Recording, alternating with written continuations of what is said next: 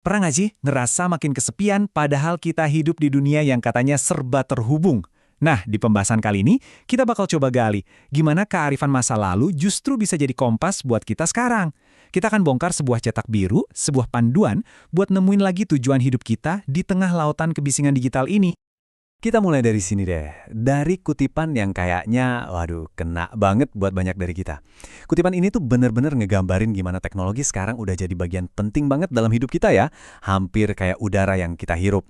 Udah bukan lagi sekedar alat, tapi kayak udah nyatu sama diri kita. Nah, dari situ muncul pertanyaan besar yang bakal kita kulik bareng-bareng. Gimana caranya kita bisa hidup punya tujuan, punya purpose, kalau perhatian kita tuh ditarik ke sana-sini terus sama layar? Ini pertanyaan lama, tapi dengan sentuhan modern yang wah, genting banget. Yuk kita coba cari jawabannya. Oke, jadi buat ngejawab dilema digital ini, kita mulainya dari mana sih? Nah, materi sumber kita ini ngajak kita balik ke akarnya, ke sebuah cetak biru kuno buat ngebangun komunitas yang sehat. Coba kita lihat, apa sih yang bisa kita pelajari dari fondasi ini? Jantung dari cetak biru ini tuh idenya simpel tapi dalam banget. Estafet spiritual. Coba bayangin deh, kayak lari estafet, ada tongkat yang dioper dari satu generasi ke generasi berikutnya. Paulus sang mentor itu nggak cuma ngasih instruksi, tapi dia benar-benar ngewarisin sebuah misi. Ini soal gimana caranya api perjuangan itu tetap nyala. Ini soal warisan. Dan yang paling menarik di sini, cetak biru ini tuh bukan buat ngebangun gedung loh. Bukan, ini cetak biru buat manusia. Tujuannya adalah buat membangun sebuah komunitas yang hidup, yang bernapas, komunitas yang sehat, terus bertumbuh, dan pada akhirnya bisa ngasih dampak positif buat dunia sekitarnya.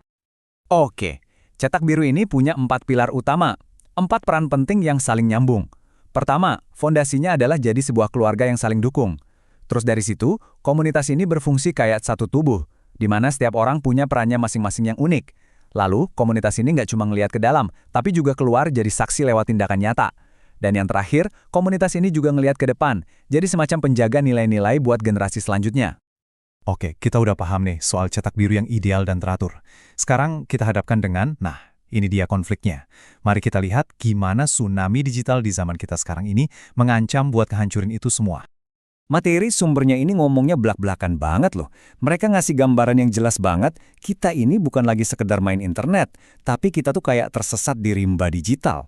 Coba deh bayangin, tsunami informasi sama distraksi yang ngebanjirin hidup kita setiap hari. Ya, itulah kenyataan kita sekarang.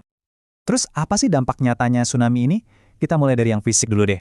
Ada kekhawatiran serius kalau postur tubuh kita ini bisa berubah permanen gara-gara kelamaan nunduk liatin layar. Pernah nggak sih sadar sama leher tekno di diri sendiri atau orang lain itu loh dampak nyata yang bisa kita lihat langsung? Dan ini nih yang mungkin lebih bikin kaget lagi, teknologi sekarang itu ngebentuk tumbuh kembang anak-anak kita dari usia yang paling kecil. Coba renungin deh, ada anak-anak yang belajar swipe layar sebelum mereka bisa ngomong. Biarin kalimat itu meresap dulu. Dan tsunami ini nggak berhenti loh, bahkan pas kita tidur. Ponsel kita ada di samping tempat tidur, terus-menerus memancarkan sinyal. Ini jadi pengingat yang agak ngeri ya, kalau kita tuh nggak pernah benar-benar offline, bahkan di saat-saat paling pribadi dan rentan sekalipun. Kalau butuh contoh nyata betapa terdistraksinya kita, nah ini dia.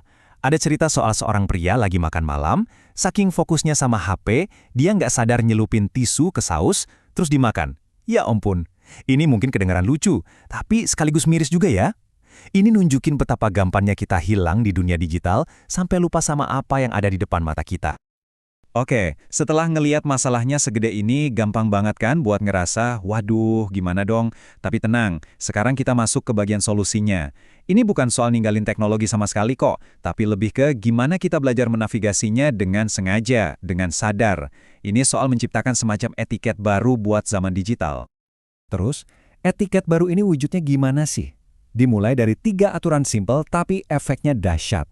Pertama, kalau lagi ngomong di depan orang banyak, jangan pegang HP, kasih perhatian penuh.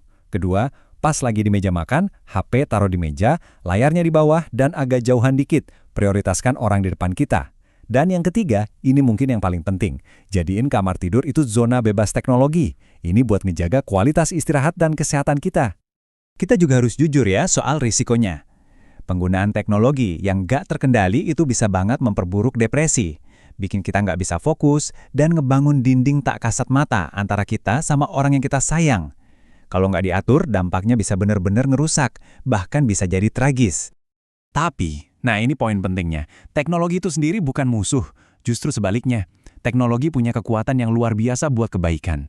Dia bisa nyambungin jarak, bisa ngirim pesan harapan pas lagi dibutuhin banget, dan bahkan bisa jadi tali penyelamat yang narik seseorang dari jurang keputusasaan. Semuanya kembali ke gimana cara kita pakainya. Oke, sekarang kita coba lihat dari sudut pandang yang lebih luas. Ini bukan cuma soal kebiasaan pribadi kita aja loh. Ini soal kesadaran bahwa setiap pilihan digital yang kita ambil itu punya dampak kolektif buat dunia. Gimana caranya kita bisa jadi saksi yang positif di era digital ini? Ingat kan, tadi kita ngomongin soal tongkat estafet? Nah, disinilah konsep itu balik lagi. Setiap kebiasaan digital yang kita bentuk, setiap interaksi online kita, itu semua adalah bagian dari warisan yang kita tinggalin. Sadar atau nggak sadar, kita ini lagi ngewarisin cara hidup ke generasi berikutnya. Terus gimana caranya kita bisa ngewarisin sesuatu yang baik? Jawabannya ada di tindakan nyata, di dunia nyata. Ini soal naruh HP kita dan turun tangan melayani komunitas sekitar. Ini soal mendukung program-program yang ngebantu orang lain. Ini soal secara aktif membangun jembatan harmoni dan rasa hormat. Bukan cuma di dunia maya, tapi di dunia nyata, tatap muka. Kutipan ini benar-benar ngerangkum semuanya. Memastikan anak dapat gizi yang cukup itu mungkin nggak kelihatan kayak tindakan digital ya kan? Tapi ini adalah bagian dari ngebangun komunitas yang sehat dari fondasinya. Ini ngingetin kita kalau semuanya itu saling terhubung. Kesejahteraan kita di dunia online itu bergantung sama kesejahteraan kita di dunia nyata. Dan ini ngebawa kita ke pertanyaan penutup. Sebuah tantangan buat kita semua. Di dunia yang isinya hiruk-pikuk digital, gimana caranya tindakan kamu bisa berbicara lebih kencang daripada kata-katamu? Gimana kamu akan jadi saksi yang ninggalin jejak berarti? Nah, itu pertanyaan yang kayaknya pas banget buat kita renungkan sama-sama.